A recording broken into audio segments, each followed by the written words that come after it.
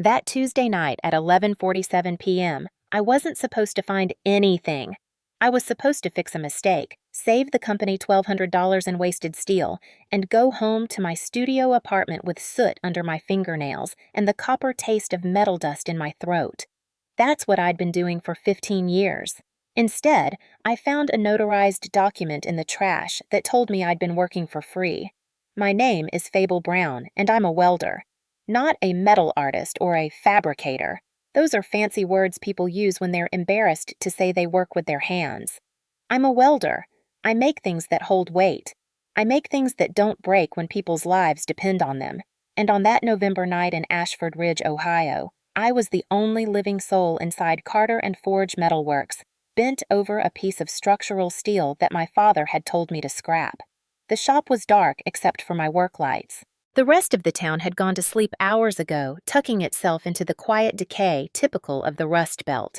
But inside these corrugated steel walls, I was still going. The air vibrated with the hum of my TIG welder's cooling fan. It smelled like ozone and superheated metal, the smell of my entire adult life. Dad, Linton Brown, had red-tagged this beam that afternoon, said the undercut on the flange compromised the integrity, said we'd have to eat the cost and order new material. That was his way now. When something got difficult, when it required the kind of precision his 60-year-old hands couldn't manage anymore, he threw money at it. Or in our case, he threw the idea of money at it because we didn't actually have any to spare. But I knew the books better than he thought I did. So, I was saving it. I adjusted the amperage on my welder, dialing it down with muscle memory that felt more like instinct than thought. My back ached. That deep throb in my lumbar spine that had become a permanent companion after 14-hour shifts. I lowered my welding hood. The world went black except for the green ready light. I struck the arc.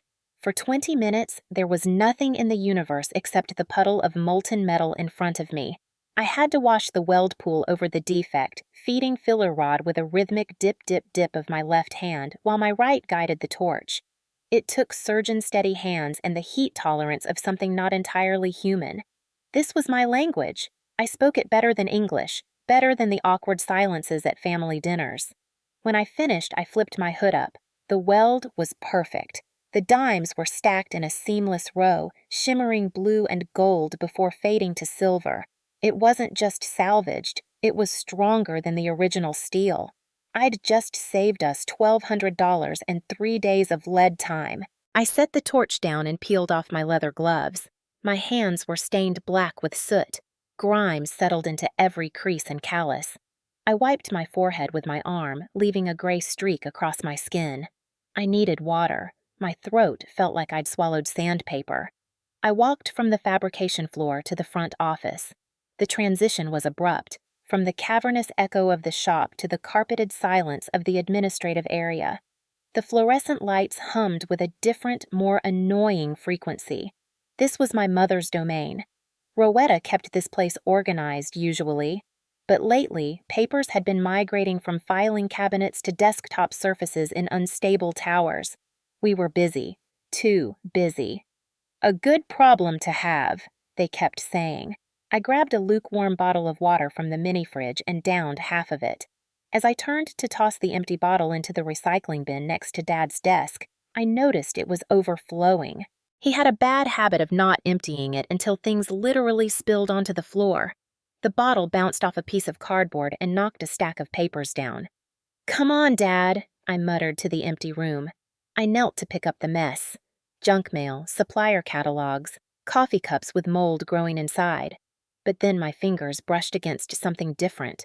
A thick blue legal folder, crumpled like someone had squeezed it in their fist before shoving it deep under everything else. The label was in Mom's handwriting, transfer of ownership. I froze, my knees pressed against the thin commercial carpet. We didn't have any ownership transfers pending. This was a family business. Carter and Forge. The Carter was long dead, my grandfather's partner from the 1950s. The Forge was us, the Browns. I opened the folder. Inside was a document titled Deed of Gift and Transfer of Equity. Dense legal text, but certain names jumped out like they were written in neon. Grantors, Linton Brown and Rowetta Brown, grantee, Donovan Brown. My little brother. I blinked hard, waiting for the words to rearrange themselves. Maybe this was a draft, maybe estate planning for some distant future, some tax thing Mom was exploring. Then I saw the date, October 14th, 3 years ago. My eyes tracked down to the bottom. Signatures. Dad's impatient scrawl. Mom's neat cursive. And Donovan's signature. Practiced, sharp, assertive. Next to them, a notary public stamp. Embossed. Real. I sat back on my heels. 3 years. They'd transferred the shop to my brother 3 years ago. The wave of nausea hit me so hard I thought I might actually throw up the water I'd just drunk. I looked at the date again, and the memory came rushing back. October 14th, 3 years ago. I was here. Right here in this building, 16 hours deep into rebuilding the hydraulic system on the metal shear because we couldn't afford a repair tech. I'd been covered in hydraulic fluid, busting my knuckles until they bled, making sure we could cut steel for the Anderson order. While I was doing that, they were in a lawyer's office signing the company over to Donovan. Donovan, my 28-year-old brother who wore Italian loafers to the shop floor and stepped over extension cords like they were venomous snakes. Donovan, who had an MBA framed on the office wall but couldn't tell the difference between mild steel and stainless if his life depended on it. Donovan, who liked to talk about scaling operations and optimizing workflows, but had never, not once, struck an arc or ground a bevel. I stood up. The movement felt mechanical, like I was operating a body that didn't belong to me anymore. I walked back onto the shop floor, the folder still clutched in my hand. I looked at this place, really looked at it. For 15 years, I'd treated this building like it was my church. I knew every noise the air compressor made.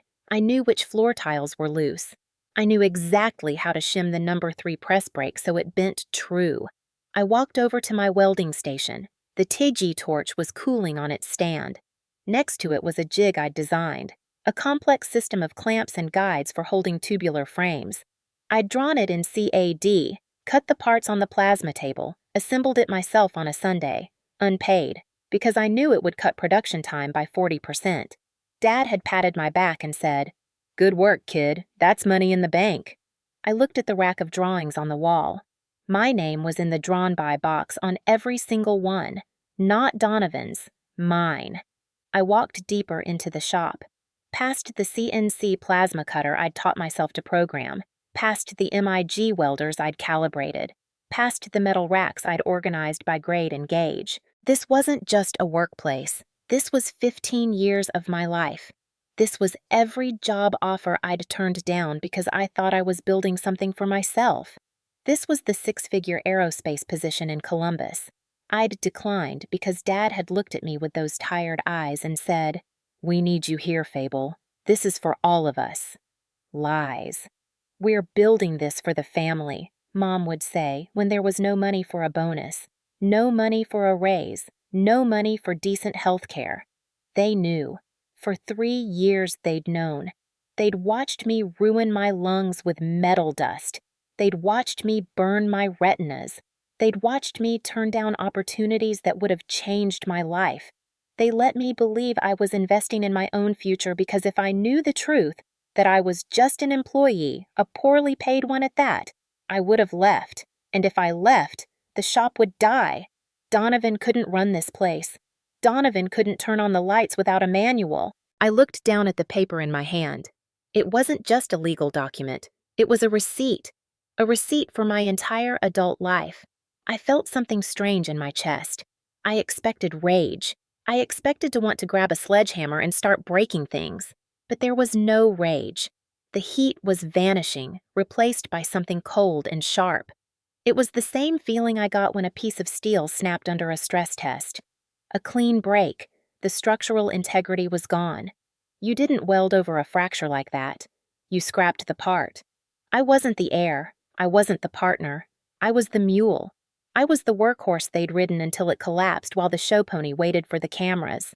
I looked at my hands. These hands could weld aluminum as thin as a soda can. These hands could read a blueprint and visualize a 3-dimensional structure in seconds. These hands had built this company's reputation. They thought they owned the shop. The deed, the building, the machines. They thought that was the business. They were wrong. I folded the document carefully. I didn't crumple it. I folded it along the existing creases and slid it into my jacket pocket, right against my heart. I checked my watch. 11:55 p.m. I had work to do. I need you to understand something about my family before I tell you what I did next. We weren't just a family. We were a hierarchy, built like the steel structures I welded, but with a fatal flaw in the foundation. There was a night 3 years ago that I should have seen this coming. It was at the Oak and Anvil, this steakhouse in town where the menu doesn't list prices and the waiters scrape crumbs off the tablecloth with a little silver blade between courses. We were celebrating Donovan's MBA graduation. It was a round table, but somehow Donovan managed to sit at the head of it. He wore a navy suit that looked tailored. Dad wore an off-the-rack blazer that pulled too tight across his shoulders. I was wearing a dress I'd bought specifically for that night, feeling exposed without my steel-toed boots. Mom tapped her spoon against her wine glass. The crystal rang out clear. "To Donovan," she beamed, her eyes actually shimmering with tears. "Our visionary. You've worked so hard, sweetheart.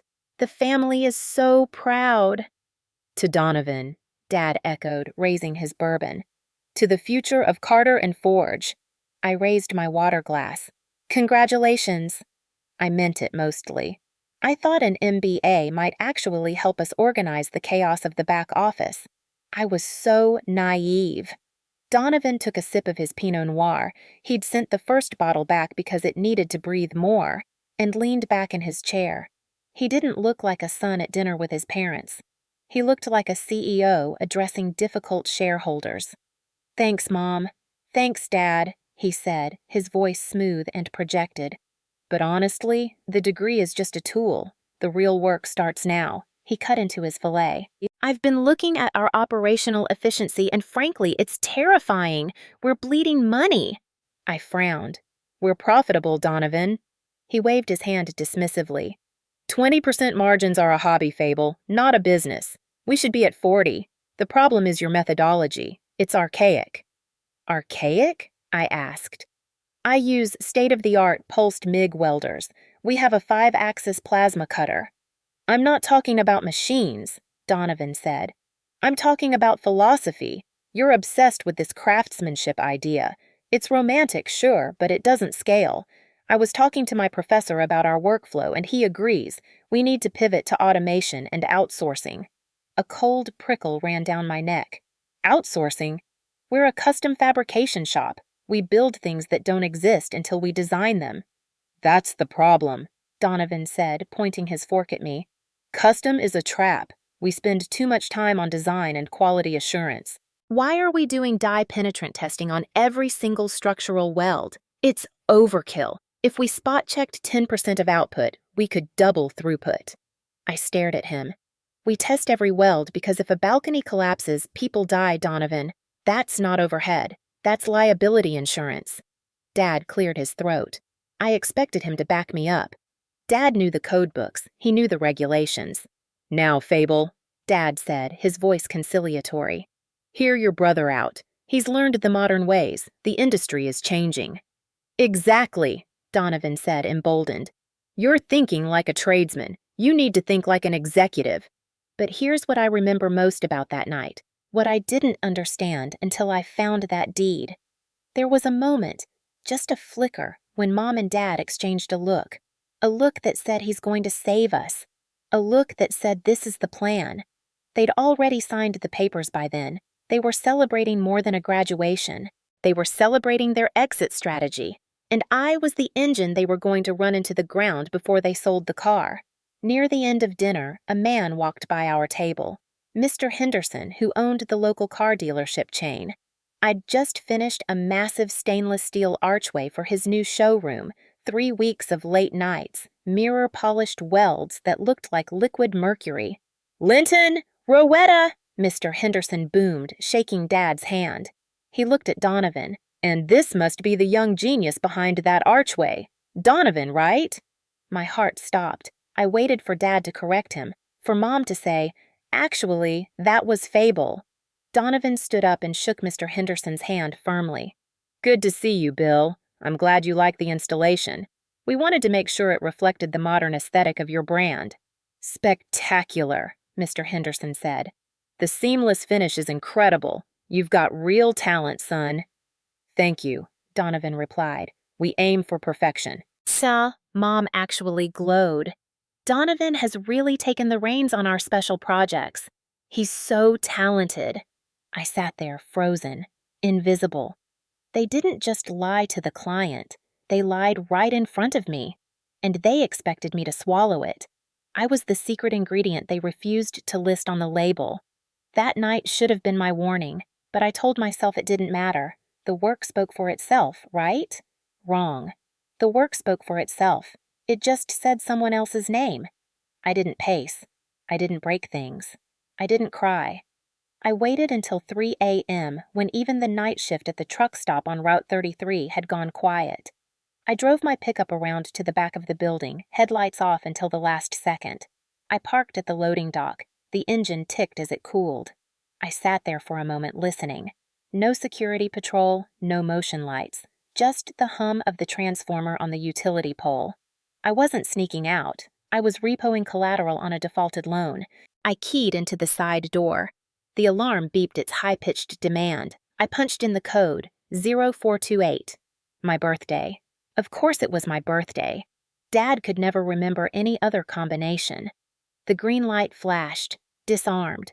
I moved through the darkness by memory.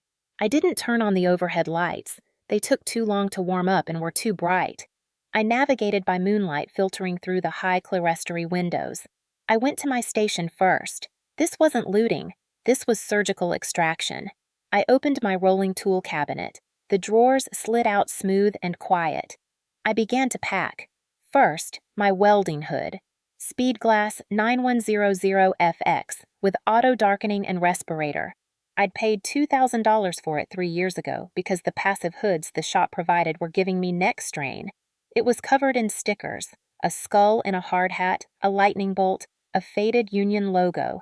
I placed it gently in the passenger seat of my truck. Next, the metrology gear. Starrett combination squares. Digital protractors. Thread gauges. The dial indicator with magnetic base.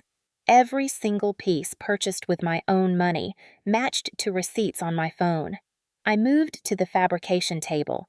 Bolted to it was the jig I'd designed for architectural railing balusters. Technically, the base steel belonged to the shop, but the design, the geometry that allowed us to produce 20 rails a day instead of 5, that was mine. I took a wrench from my pocket and disassembled the critical components. The custom machined stops, the toggle clamps I'd bought with my credit card. Without these, the jig was just a skeleton, a corpse staring at the ceiling. I worked efficiently. TIG torch consumables kit. Mine. Taken. Tungsten grinder diamond wheel. Mine. Taken. The ergonomic floor mat I stood on for 10 hours a day. Mine. Rolled up and thrown in the truck bed. Then I went to the office. I sat at the computer I used for CAD work, booted it up. The blue glow washed over photos on the wall. Donovan holding ribbon-cutting scissors, Dad shaking hands with the mayor. No photos of me. I logged into the design software. For 5 years, whenever a client came in with a napkin sketch, I was the one who turned it into reality. I designed the spiral staircases we were famous for. I created the custom blocks, the templates, the parametric models, all stored on my personal cloud drive. I didn't delete the company files. I was careful. But I disconnected my drive, clicked Sign Out, then Forget Device. The library tab on the screen went blank. Thousands of hours of work vanished. The software was still there, but it was lobotomized. If Donovan wanted to design a stair stringer tomorrow, he'd have to draw every single line from scratch, and Donovan didn't know the math. I shut down the computer, turned to the bookshelf behind Mom's desk. 3 ring binders, weld procedure specifications, quality assurance manual, my personal notebook filled with machine settings and supplier contacts. These weren't company assets in the traditional sense. They were my brain on paper. I stacked them in my arms and walked back to the shop floor. My truck was full now, the bed loaded with my toolbox. the cab filled with precision instruments. I stood in the center of the bay, right where the Carter and Forge logo was painted in yellow epoxy. I'd spent 15 years filling this space with noise and light. Now I was leaving it hollow. I walked to the front entrance and took out the master key ring. Front door, back gate, tool crib, office, truck fleet. I walked to Dad's desk and cleared a space, pushing aside an angry letter from a steel vendor. I placed the keys in the center. I picked up a notepad and pen. My hand hovered. I thought about writing a manifesto, a detailed breakdown of why they were terrible parents and worse business partners. But what was the point? I wrote 5 words. Good luck with the sparks. I walked out the front door and let it lock behind me. The latch clicked, dry and mechanical. I got in my truck, started the engine. The roar shattered the 3 a.m. silence. As I pulled onto the main road, I checked the rearview mirror. The building shrank, disappearing into pre-dawn fog. I expected to feel grief. Instead, I felt nothing. The arm was gone, but the nerves were still firing, trying to clench a fist that no longer existed. I was amputating 15 years of my life. And the only sensation was a dull, buzzing emptiness. My phone started at 7:10 a.m. I was at Sal's Diner just off the Interstate 70 exit ramp, a place that smelled like old grease and industrial coffee. I had a ceramic mug of black coffee steaming in front of me. For the first time in 15 years, my hands were clean at 9 a.m. on a Wednesday. No aluminum dust, no grime under my nails. They looked like they belonged to a stranger. I'd turned my phone back on 10 minutes earlier, placed it face up on the sticky Formica table next to the sugar dispenser. The first notification came through. Mom, client is here early. Where are you? Coffee maker broken again. I read it twice. The tone was fascinating, completely devoid of awareness. She'd ignored the missing tools, the note under the keys. To Mom, my absence was just a logistics hiccup. In her mind, I was running late or buying supplies. It was a command, not a question. I took a sip of bitter coffee. Didn't reply. At 7:40, Dad started calling. 4 times in a row. Then a voicemail.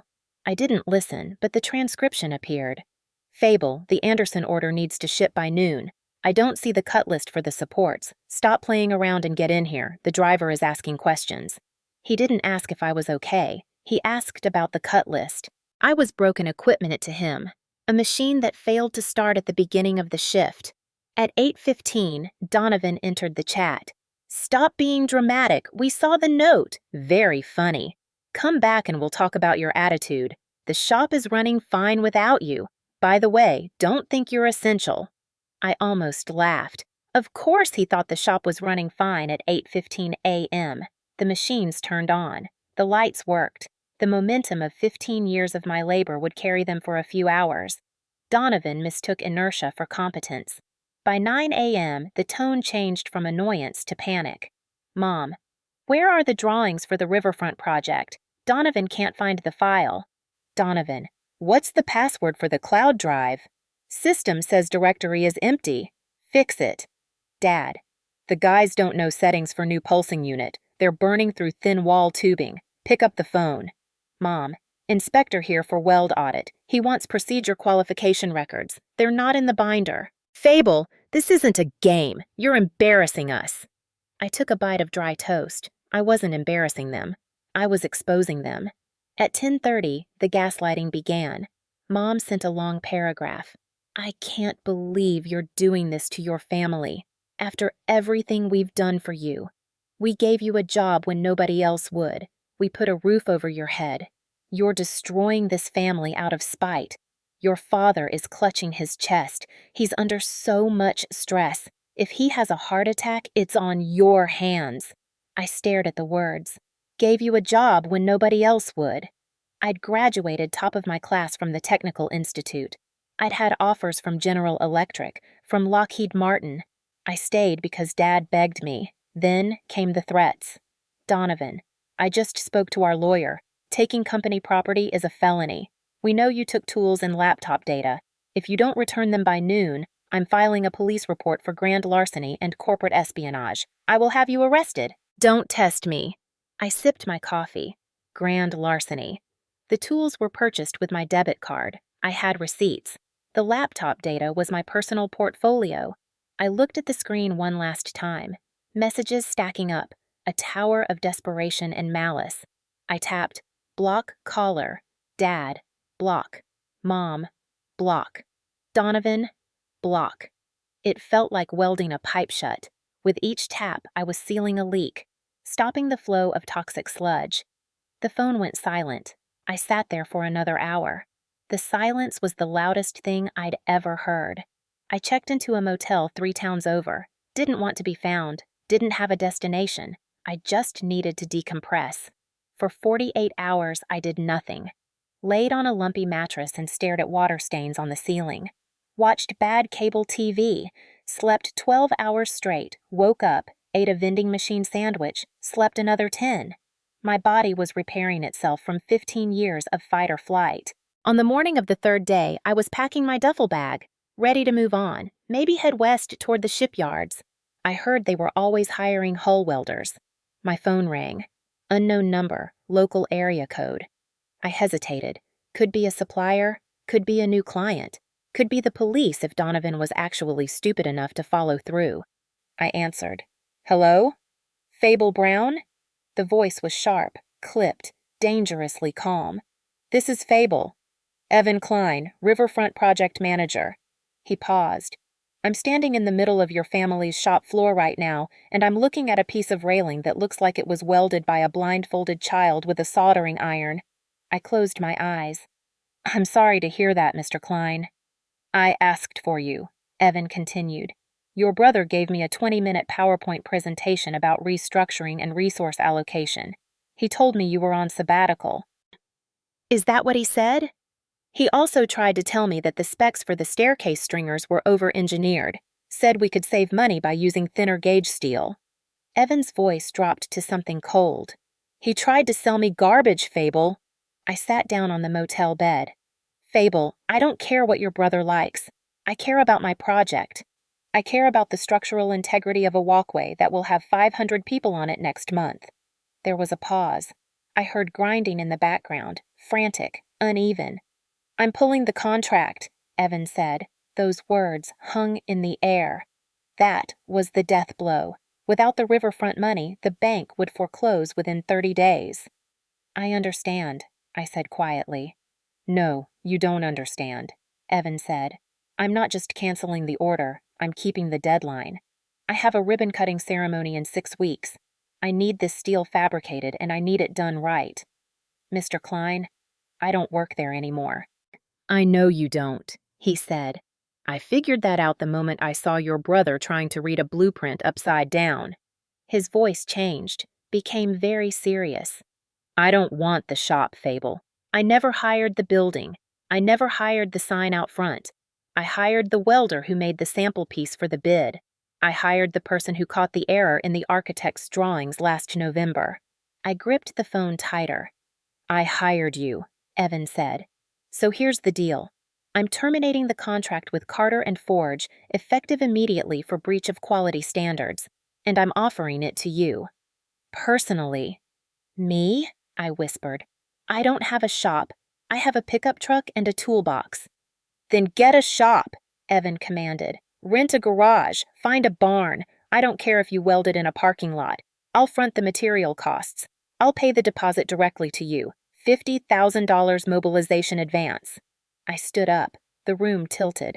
But I need an answer right now, Fable. Are you a welder, or were you just an employee? I looked at my face in the motel mirror, at the determined eyes, at the clean hands that were already starting to itch for work. I'm a fabricator, I said. Good, Evan replied. Meet me at the site in 2 hours to sign the paperwork, and bring your hood. The line went dead. I lowered the phone. My hand was shaking, but this time it wasn't from stress. It was adrenaline. It was the feeling of an arc striking. The instant the circuit completes and power flows. I grabbed my bag, grabbed my keys. I wasn't running away anymore. I was going to work. I knew every failed business in this town, every abandoned warehouse, every foreclosure sitting empty for years. I drove south to Cinder Lane, a graveyard of small businesses. I pulled up to a structure that looked like a bruised knuckle. Cinder block walls, flat tar roof, rusty rolling door with fading graffiti. A for-lease sign hung crooked. I called the number. A man answered, sounding half asleep. I'm standing in front of 412 Cinder Lane. I want to rent it. $1,200 a month, first and last up front. I'll give you 3 months cash if you bring the keys in 15 minutes. I'm on my way. While I waited, I walked the perimeter, paint peeling, weeds waist-high through cracked asphalt, the fence leaning drunk. But I looked closer. 3-phase power, heavy transformer on the pole. That meant industrial welders wouldn't blow the grid. The loading door was 12 feet high. Perfect. The landlord arrived in a beat-up sedan, cigar chewed to a nub. He eyed my cash envelope. You growing weed in there? Melting steel. He wrestled the padlock, then threw the door up with a shriek. Sunlight flooded concrete stained with decades of oil. A pit in the center covered by rotting plywood. It smelled like old rubber and dust. It was perfect. Power work? I asked. He flipped the breaker. Fluorescents flickered, buzzed, hummed to life. One strobed, but there was light. I'll take it. We signed on his car hood. No credit check, just cash. He gave me a brass key that looked medieval. Good luck, lady. Most don't last 6 months here. I'm not most people. I stood alone in the center. Cold, dirty, nothing like Carter and Forge, but it was mine. I unloaded fast, welding table in the center, tool chest against the wall, extension cords. By 4 p.m., I had a functional workspace. I texted Evan a photo, my welding hood on the table, send the steel, 412 Cinder Lane. Trucks arrive tomorrow 8 a.m., contract sent, sign it. I opened the email, found the signature line. Contractor, Red Ember Fabrication, LLC. I'd made up the name an hour ago, filing the LLC. Red Ember, something that refuses to go out, something that stays hot under ash. I signed. I needed to test the power, found scrap angle iron, clamped it down, hooked up my portable stick welder, plugged it in. The fan kicked on, steady, reassuring. I pulled on my gloves, lowered my hood. The dark glass blocked out cracked walls, oil stains, fear. I struck the arc. Crack! Hiss! Brilliant white light, sharp scent of flux and ozone. I dragged the rod. The puddle formed, liquid and obedient. At Carter and Forge, the sound of the arc was obligation, servitude. Here, in this garage on Cinder Lane, the sound bounced off concrete and echoed back. It sounded like a declaration. I finished the bead, flipped my hood up. The weld was straight, strong, cooling from cherry red to gray. Okay, I whispered. We're open. My phone buzzed. Deposit received. $50,000. Riverfront project. Then another notification. Voicemail from Dad. I deleted it without listening. Steel was coming tomorrow, and every spark, every bead, every dollar belonged to me. The first 3 days weren't welding. They were paperwork. I had $50,000, a rented garage, and terror that being a business owner meant being lawyer, accountant, and safety officer simultaneously. I slept 3 hours a night on a cot covered by my welding jacket. LLC registration. Tax ID. $2 million liability insurance. Safety manual from scratch. I couldn't use Carter and Forge's without risking a lawsuit. I sat at a card table under fluorescent light, typing on a pawn shop laptop.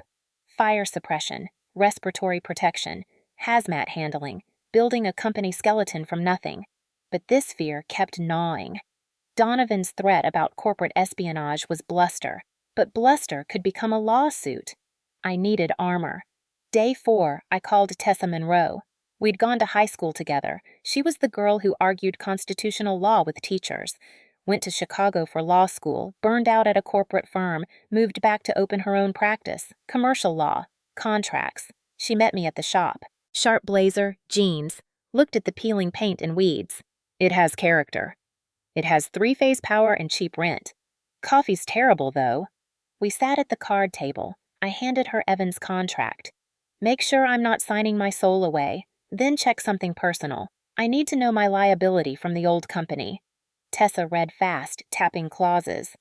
Indemnity standard, payment net 30, good. IP rights stay with you. This is solid, Fable. Evan wants you to work, not trap you. Good. Now the other thing. I need you to look into Carter and Forge. Can they sue me for tools I took? Did you buy them? Yes, I have receipts. Then let them sue. I'd love to depose Donovan. She smiled sharp. But let's check their health first. Public records, liens. Let's see how viable they are. She opened her laptop, tethered to her phone. Give me a minute. I waited. The fridge hummed. I watched her face, saw the exact moment she found something, eyebrows knit, leaned closer, scrolled, clicked. The silence got heavy. Fable. Her voice changed, no longer friend, now lawyer with a smoking gun. Come look. I walked around. What am I looking at? UCC1 financing statement. Public notice a creditor has interest in a debtor's property. What banks file for secured loans? She pointed to a line dated 6 months ago. Debtor, Carter and Forge Metalworks, LLC secured. Party, Apex Growth. Capital collateral. All inventory, equipment, accounts receivable. They took a loan. So? Look at the amount and the second filing. Second entry, same day. Mortgage lien collateral. Real property, 1500 Industrial Way, the shop, the building. They mortgaged it, I said, cold spreading through me. Dad said it was paid off in '98. It was. Until 6 months ago, they leveraged everything, based on the lien. $750,000. I grabbed her chair. For what? We didn't buy anything new. That's the question, Tessa typed. Apex Growth Capital, high-risk private lender. Bridge loans for companies that can't get traditional financing. Interest rates 18 to 24%. 24%? That's loan sharks. Predatory but legal. Why would your father need that at those rates? I thought of the dinner. Donovan's talk about modernization, scaling. Donovan convinced them. Tessa kept digging, found a press release. Does this ring a bell? Virtue Scale Logistics halts operations following SEC investigation into alleged Ponzi scheme. No. What is this? Creditor list from their bankruptcy. She scrolled through a PDF. Investors who lost money. She stopped, pointed. Page 42. Carter and Forge Metalworks, LLC. $750,000. They put it into this, borrowed against the family business and dumped it into a scam. I sat on a milk crate, room spinning. The money's gone. Evaporated. It gets worse. At 24%, monthly interest alone is $15,000. Before touching principal. We don't net that consistently. Exactly. They're using revenue to service debt on a bad gamble, robbing Peter to pay Paul, but Paul's a shark with a lien. If I'd stayed, if I hadn't found that deed, I would have worked 18-hour days destroying my body just to pay interest on Donovan's gambling. They're insolvent. Walking dead, Tessa agreed. One missed payment, one canceled contract, and Apex seizes everything. The Riverfront contract just got canceled. The clock accelerated. She looked at me with sympathy. You got out just in time. If you were there when walls came down, if they'd listed you as officer, which they might have tried, you could have been dragged into bankruptcy. I wasn't an officer, just labor. Sure about that? She switched tabs. State bid portal. Public records. The Riverfront bid Carter and Forge won. She turned the screen. Project executive. Donovan Brown, MBA, Technical Director/Lead, QC. Fable Brown, CWI, AWSD 1.1 Specialist. I froze. I never agreed to Technical Director, never had that title, never paid for it. Look at the attached resume. A PDF opened. My resume, but not mine. Doctored. Listed me as partner, management oversight of safety. 20 years experience, meaning I started at 12. They used me. This wasn't family betrayal. This was professional identity theft. They needed your credentials to qualify, Tessa explained. Donovan has an MBA, but the state requires technical lead with specific certs for structural steel. He doesn't have them. You do. They slapped your name on paperwork, gave you fake promotion, never told you. If that walkway had failed, the state would have seen this document, seen you as technical director and QC lead, come after your license, blamed you for negligence. I stood, walked to the door, looked out at weeds and broken asphalt, sick. They hadn't just stolen my labor, they'd mortgaged my reputation, set me up as the fall guy for a disaster they were engineering with cheap materials and no inspection. Can I sue them? For credential misuse? Yes. For fraud? Yes. But Fable, you can't squeeze blood from a stone. They're broke. You'd be in line behind banks and sharks. I don't want their money. I want my name off their books. I want proof I had nothing to do with their fraud. That we can do. I'll draft cease and desist immediately. Notify the state you're no longer affiliated and any credential use is unauthorized. We'll nuke their shield. Do it. Today. Add a line, I said. Tell them if they contact me again, accept legal summons, I file identity theft with the Attorney General. Scorched earth. I like it. They burned the bridge. I'm making sure fire doesn't cross to my side. I plugged in my grinder, pulled safety glasses, pressed trigger. The grinder screamed, drowning out doubt, silence, pity. I had a deadline, and this time, profit was mine. Week later, gray November afternoon, I was welding the second spiral section, steel clamped, geometry perfect, arc singing that bacon-frying sound. Gravel crunched, not a truck, a sedan, tentative. I finished the pass, let the puddle fill, held for post-flow, flipped my hood up. My father stood in the door. Linton Brown looked 10 years older, shoulders slumped, his beige windbreaker too big, like he was shrinking. He didn't look at me first, looked at the steel, the curved railing, clean welds, complex jig built from scrap. Wasn't looking at his daughter, looking at the machine that used to print his money. You're using pulse setting, Dad said, voice rough. Minimizes heat input, less distortion. Smart. Donovan couldn't figure out why pieces warped. I know. I didn't offer coffee, didn't offer a chair, stood behind my table like a barricade. Dad finally looked at me, red-rimmed eyes. It's cold in here, Fable. I wear layers. Neat. He stepped inside, kicking gravel. Shop's too quiet. The guys are confused. Miss having someone who knows the machines. They'll figure it out. Read the manuals. They can't, Dad snapped, old impatience flashing. Half's your handwriting, half's too technical. Logan hired a new foreman from Cleveland. Quit after 2 days, said workflow made no sense. Donovan designed the workflow. It's optimized. Dad winced, rubbed his face with a shaking hand. Look, using my childhood nickname, we need to stop this. This silent treatment. This rebellion. I'm not rebelling, Linton. Using his first name felt strange but necessary. I'm working. I have a deadline. So do we, Dad exploded, voice echoing. Banks calling 3 times a day. Steel suppliers put us cash only. Your mother's a wreck. Hasn't slept since you left. He stepped closer, hands on my table, leaning in conspiratorial.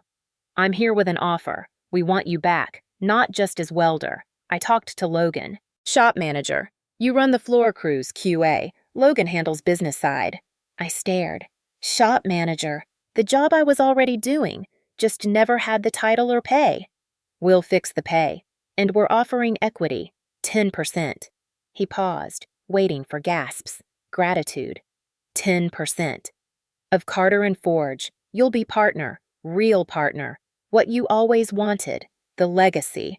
I looked around my garage, weeds through cracks, back at him. 10% of what, exactly? Dad blinked. The company. The assets. 10% of 0 is still 0, Linton. In your case, 10% of negative. What? Dad straightened, feigning offense. We have assets. The building. You have a mortgage. And a second lien. Dad's face drained pale, like blood siphoned out. I know about Apex Growth Capital. $750,000 borrowed 6 months ago. leveraged everything, 24% interest, and the money's gone because Donovan dumped it into a Ponzi scheme. Dad's mouth opened. No sound. So you're offering 10% of debt. Want me working 80 hours to pay off loan sharks so Donovan doesn't admit he lost everything. That's not an offer, Dad. That's a trap. Dad gripped the table, knuckles white. How? Who told you? Public records. Amazing what you find when you read paperwork. Something Donovan never does. Dad's defiance crumbled. Slumped against a table, secret's weight crushing him. We thought it was sure. Logan said 200% return in a year. We'd pay off the mortgage, buy new machines, retire. You gambled, lost. Now want me covering the bet. We're family! Dad slammed the table. Welding leads vibrated. Does that mean nothing? Your grandfather built this with a hammer, left it to me to protect. If we default, they take everything. The anvil, the sign, the history. Then you should have protected it from your son. Logan made a mistake. He's young, trying to help. But you, abandoning us. You're the strong one. Always were. Your mother's sick with worry, stress in her chest. You want that on your conscience? Letting the legacy die because you're too proud? Legacy. Sick mother. Guilt. Symphony of manipulation that worked 15 years. But I wasn't tuned to it anymore. I'm not the heir, Dad. Never was. You made that clear signing the deed to Donovan 3 years ago. I was the load-bearing wall, the structure keeping the roof up while you renovated the penthouse for him. That's not true. It's exactly true. You used me to keep business viable to hand a healthy company to your son. Well, the wall's gone, roof's coming down, that's gravity, not my fault. Dad stared. Horror mixed with something like hatred. Realized the dynamic inverted. He needed me. I didn't need him. I have work. Delivery for Evan Klein Friday. Remember Evan? The client you lost. Dad recoiled like I'd slapped him. He pushed off the table, adjusted jacket with trembling hands. You're cold, Fable. Got metal in your heart. Better than nothing in my head. He turned, walked out. Didn't look back. I listened to tires crunching. He drove fast, kicking dust, running from truth. I watched dust settle, hands shaking. Not fear, adrenaline. Relief, umbilical cord cut. But that night, alone after work, I sat on the floor, back against cinder block, and cried. Not loud, just quiet tears from somewhere deep, because I remembered being 10, Dad taking me to the shop Saturday morning. Just us. He'd lifted me to see over the table, handed me a ball-peen hammer. See this anvil, Con? Your grandpa brought this from the war. Someday, this'll be yours. You've got the touch. I can see it. I'd felt so proud, so seen. That little girl deserved better. I wiped my eyes, leaving gray smudge. Stood. Went back to work. Because that little girl deserved to see what she could build when nobody stood in her way. The next 3 weeks were brutal. I worked alone. 18-hour days in winter. Cold. The space heater rattled like a dying engine but barely cut the chill. I wore 3 layers under my welding jacket. The riverfront project was complex. Spiral ramps with compound curves. Geometry that had to be perfect or people would notice. Welds that would be visible, scrutinized, photographed for the mayor's ribbon cutting. Some nights, doubt crept in. I'd stand there at 2 a.m. grinding a bead and think, what if I can't do this alone? What if they were right and I need them? But then I'd remember the deed, the fake credentials, the loan shark debt they tried to trap me in, and I'd strike another arc. Small victories kept me going. First section completed perfectly. Evan's inspection. Flawless. This is why I hired you. Payment cleared. $25,000. I bought a used Miller welder from Dayton, doubled my capacity, but the loneliness was real. Gas station sandwiches for dinner, sleeping on a cot.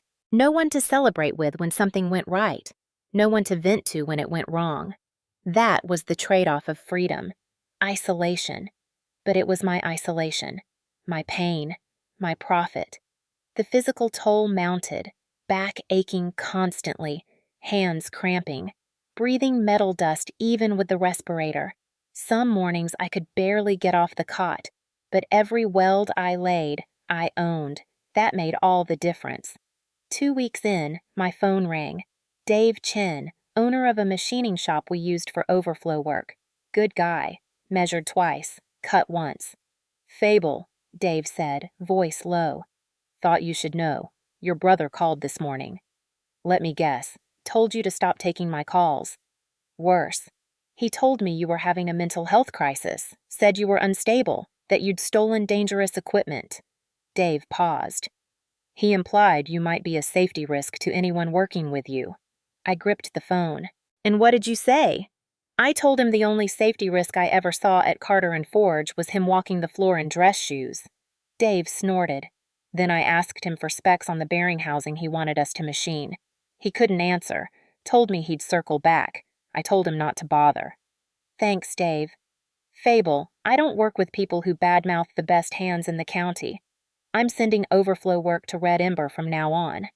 After I hung up, I learned Donovan was calling other shops too, other suppliers, trying to poison the well, trying to isolate me professionally before I could build momentum, but it was backfiring. In the trades, reputation isn't built on LinkedIn posts. It's built on the work. Everyone knew who actually did the work at Carter and Forge. Donovan was revealing his own desperation, and everyone could smell it. Wednesday afternoon, I was at the steel supply yard picking up angle iron. The manager, Harlan, gruff guy who'd known Dad for 30 years, waved me over. Fable, Harlan said, chewing a toothpick. Had to cut them off. Didn't have to specify who. What happened? Your dad, or the kid, I guess, put in an order for 10 tons of plate yesterday. Big order, rush delivery. I ran the credit check. He lowered his voice. Insurance company denied it. Denied? Dad always paid within 60 days. Not lately, and it's not just late payments. The financials they submitted for credit review didn't smell right. Receivables looked inflated, way inflated. My underwriter took one look at projected income versus bank balance and flagged the account for fraud review. I felt a chill that had nothing to do with November wind. So they can't buy steel? Cash only, and I know they don't have cash for 10 tons of plate. Harlan shook his head. If they can't get material, can't build. Can't build, can't invoice. Death spiral, Fable. I drove back to Cinder Lane in silence. The noose was tightening. Thursday, my phone buzzed. Text from a number I didn't recognize. This is Jamie from C&F. State inspectors here. Shut down Main Bay. Red tagged the crane. I called immediately. Jamie, what happened? Someone hurt? No, Jamie whispered. Anonymous tip. Someone called State Labor Board. Reported ventilation system not up to code. Overhead crane hasn't been inspected in 2 years. Was it you? No, but I think it was the new foreman Logan hired. Guy quit this morning screaming about liability. Think he made the call on his way out. My stomach turned. I hadn't called the inspectors. Didn't want the floor guys losing paychecks. But this was inevitable. Donovan's cost-cutting finally caught up. He'd skipped crane inspections to save $500. Now the entire production line was paralyzed. That afternoon, Evan Klein pulled up to my garage in his white pickup. He walked in holding a leather portfolio, looked around at my setup. Sparks flying, grinding dust, raw energy. He smiled. Now this looks like a fabrication shop. I turned off the grinder. It's getting there. I heard about Carter and Forge, halted production, red-tagged equipment. Evan placed the portfolio on my workbench. It's over, Fable. They might recover. No, they won't, because I'm officially terminating their contract for cause. Breach of schedule, breach of safety compliance. He opened the portfolio, and I'm reassigning the entire remaining balance to Red Ember Fabrication. He laid out a thick document. One condition. The state requires a certified technical director on record for warranty paperwork. I need you to sign here, confirming you're the primary technical authority for the Riverfront project. I looked at the line.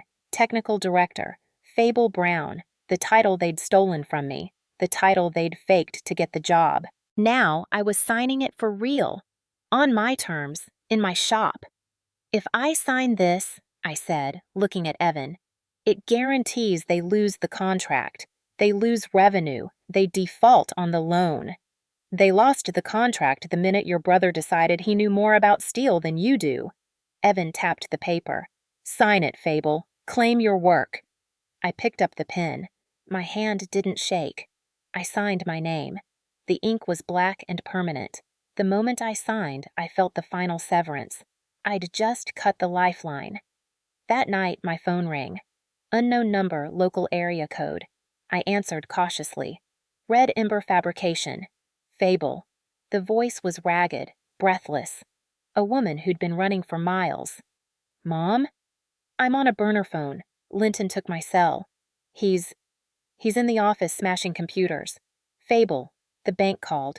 They're calling the loan. The whole thing. Immediate repayment. They found out about the contract cancellation. About the audit. I know, Mom. You have to help us. She sobbed. You have money now. I know you do. Evan told Logan he paid you in advance. You have to wire it to the operating account tonight, just to cover payroll, just to keep lights on one more week. I can't do that. That money's for materials, for the project. We're your parents, she screamed. We fed you, clothed you. How can you be so selfish? We did this for you. We wanted to build something big for the family. You didn't do it for me. You did it for Donovan. Logan didn't know. She blurted it out. The line went silent. What did you say? I asked carefully. Logan. Rowetta's breathing was jagged. He didn't know? Mom, I said, terrible realization dawning. Who filled out the loan application? Who prepared the profit and loss statements for Apex Capital? Silence. Mom. I did, she whispered. I sat down on the floor of my shop. You cooked the books. It wasn't, I just adjusted the projections. She stammered. Logan said the startup was a sure thing. He said we just needed capital, but the bank wouldn't lend based on real numbers. So I moved some expenses to next quarter, counted some pending bids as signed contracts. I just wanted to help him, Fable. He's so brilliant. He just needed a chance. You committed fraud, I said. You committed federal bank fraud to get a loan for a Ponzi scheme. I was protecting the family image, she cried. We couldn't let people think we were struggling. What would the neighbors think? What would the club think? The image, I repeated. You destroyed the reality to save the image. It wasn't just Donovan's incompetence. It was Rowetta's vanity. She'd falsified the company's financial health, lied to lenders, put the house and shop on the line, all because she couldn't bear the thought of her golden son failing, couldn't bear the neighbors knowing they were cash poor. And you wanted me to come back, I said, voice shaking with rage. You wanted me to be a partner. If I'd signed those papers, if I'd accepted that 10%, I would have been liable for your fraud. You tried to frame me. No, we just wanted you to work. If you worked hard enough, we could pay it back before anyone noticed. I'm hanging up now, Mom. Fable, please, they're going to take the house. You gave them the house 6 months ago. I ended the call, stared at the phone. They weren't just bad business owners, they were criminals, and they'd almost turned me into an accomplice. 2 days later, a courier van pulled up. Young guy in uniform holding a flat envelope. Delivery for Red Ember Fabrication. You Fable Brown? I signed. He left. It was from Sterling Holt and Associates, a Columbus law firm. I tore it open under the exterior floodlight. Cease and desist letter, but not a warning, a declaration of war. Dear Ms. Brown, we represent Carter and Forge Metalworks, LLC. It has come to our attention that you are operating a competing business utilizing proprietary trade secrets, confidential client lists, and intellectual property belonging to our client. Furthermore, our client asserts that designs, fabrication techniques, and custom tooling you are utilizing were developed during your employment and thus remain the sole property of the company under work-for-hire doctrine. We demand immediate return of all digital assets, physical prototypes, and surrender of all current contracts obtained using said proprietary information, including but not limited to the Riverfront Foundry project. Failure to comply within 48 hours will result in lawsuits seeking damages exceeding $2 million. I read it twice. This was Donovan's move. Dad had gone home, told him I refused the 10%. mentioned I was building the riverfront job. Donovan's reaction wasn't to fix his shop, it was to burn mine down. He was claiming he owned my skills. That because I learned to weld under his roof, he owned the way my hands moved. That the jig I designed in my head and built with my money was his property because I had the idea while on his payroll. Absurd. Desperate. But also dangerous. A lawsuit could freeze my account, scare Evan away, tie me up in court for years while legal fees bled me dry. They wanted a fight, wanted to drag me back into the mud with them. I folded the letter, put it in my pocket. I called Tessa. "It's late, Fable," she answered, sleepy. "Wake up. Donovan just declared war. He wants to sue me for stealing my own talent." "Send me a picture." "I will. But Tessa, don't just write a defense. I want you to prepare the countersuit, the fraudulent use of my credentials on the state bid." "You want to pull the trigger?" "No," I said, looking at stars above my rusted roof. "I want to drop the bomb." Week later, my phone rang. Blocked number. I almost didn't answer, but something made me pick up. "Fable?"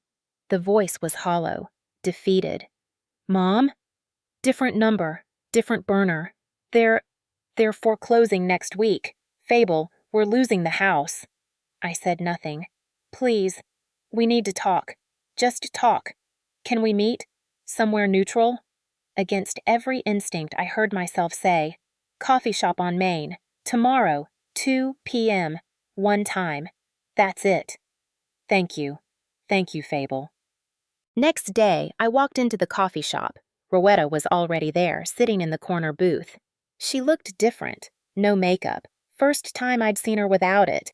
Aged dramatically in 2 weeks. Her fur coat looked absurd, like costume jewelry on someone bankrupt. I sat across from her. Didn't order anything. "You came," she said. "I said I would. I keep my promises." That landed. She flinched. "Fable, She twisted a napkin. "I need to explain something about why I did what I did. You committed bank fraud because you cared more about appearances than reality." "It's more than that." Her voice cracked. "I need you to understand where I came from." I waited. "I grew up in a trailer park outside Toledo. My father was an alcoholic. Some nights we didn't have electricity. I wore the same jeans to school for 2 years straight. Kids called me trailer trash." She looked at her hands. "When I met your father, he had this dream, this shop, this future. I married him when Carter and Forge was just a shed with a forge and an anvil." "I know this story, Mom." "No, you don't. You don't know what it's like to build yourself up from nothing, to watch yourself become someone people respect, to join the junior league, to have a house people admire, to have neighbors who don't look down on you." Tears spilled. "When I saw it all slipping away, when your father's hands started shaking and he couldn't weld anymore, when the clients started asking questions, I panicked." "So you bet everything on Donovan." "He had the degree, the confidence, the vocabulary." She wiped her eyes. "I thought if we just gave him capital, he could scale it up, make us like those big companies, secure, safe. I thought—" Her voice broke. "I thought I was protecting us." I felt something unexpected. Sympathy. Because I understood being scared. I understood not wanting to go back to having nothing. But, Mom, I understand being scared. I do. I leaned forward. "But you didn't save the family. You betted on roulette, and you were willing to let me take the blame when it failed. I never wanted—" "You faked my credentials on a state bid. You set me up to be liable for your fraud. That's not protecting family. That's using me as a human shield." Rowetta sobbed into her napkin. "What if—" She looked up desperately. "What if your father sold the house, moved in with you? We could work for you. We could help. Please, Fable, don't let us end up homeless." I sat back. The weight of the decision pressed down. Part of me wanted to say yes, wanted to save them, wanted to be the hero. But I'd learned something in that garage on Cinder Lane. Sometimes love means boundaries. "I can give you $5,000, I said. "One time. That's for first and last on an apartment. Something modest." Her eyes lit with hope. "But I won't employ you. I can't trust you. And if you contact me again after today, I involve the Attorney General about the bank fraud." The hope died. "That's it? That's all?" "That's more than you gave me." I stood. "You gave me lies and debt. I'm giving you a chance to start over somewhere cheap. What you do with it is up to you." I took an envelope from my jacket, 5,000 in cash, set it on the table. "Goodbye, Mom." I walked out, got in my truck, sat there for 5 minutes, hands shaking. Called Tessa. "Did I do the right thing?" "You gave her more than she gave you," Tessa said gently. "You gave her dignity." December 15th, liquidation auction at Carter and Forge. The warehouse was freezing, heating shut off days ago. Crowd of scrap dealers, competitors, curious locals. I stood in back, beanie pulled low. Linton and Rowetta near the loading dock. Dad looking like a ghost, staring at floor. Mom in her fur coat, dabbing eyes with tissue. Donovan pacing near the podium, still in a suit, arguing with a bank rep. "This is strategic divestment," I heard him say. "We're pivoting. The hardware is just overhead. We're moving into consulting phase." The bank rep shook his head, walked away. The auctioneer slammed his gavel. "Sold. Lot 103, hydraulic press brake, 12,000 to bidder 42. That machine. I'd calibrated it 1,000 times. Now it belonged to someone else. They moved fast. Welders, office furniture, computers, forklift. Then, Lot 205. 2 assistants dragged a pallet into the center. On it sat a black cast-iron shape.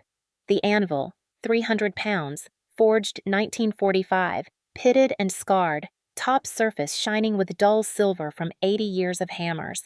Grandpa's anvil, the one Dad promised me at age 10, the heart of the shop. Dad looked up, showed actual pain, took a step forward. Mom pulled him back, whispering. "Antique anvil," the auctioneer said, bored. "Start at 100. Silence, too heavy to move, low scrap value. 50? Anyone? "Scrap it," Donovan muttered loud enough to hear. "It's obsolete." That was the moment. He called our history obsolete. I raised my card, number 77. 50 to 77, do I hear 60? Silence. Dad turned, squinted into the gloom. Saw me, eyes widened, grabbed Mom's arm. Donovan spun around, face twisted with venom. "Sold!" The gavel slammed. $50 to bidder 77. I walked forward. The crowd parted. Donovan rushed over, invaded my space. "You came to humiliate us, to pick over bones." "I came to buy my tools," I said calmly.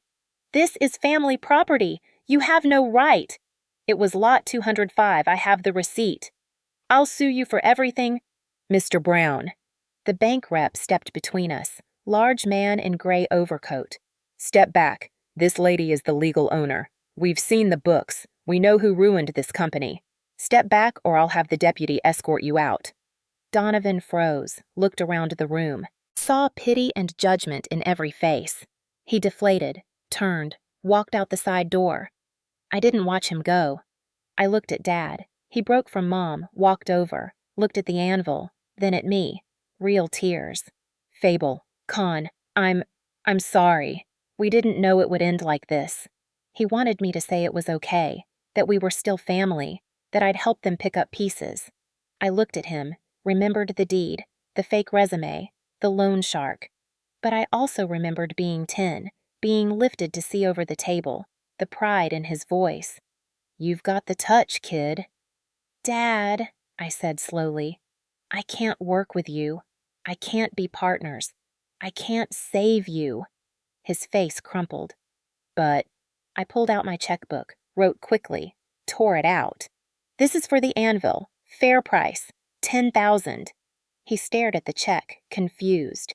"That's 5,000 more than it's worth," I said. "The extra is for you and Mom. 6 months' rent somewhere modest. After that, you're on your own." "Why?" he whispered. "Because you taught me to weld. Because you loved me once. I remember." I looked at the anvil.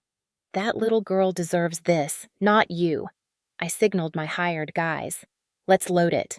I walked past Rowetta. She whispered, "Thank you." "Don't thank me," I said.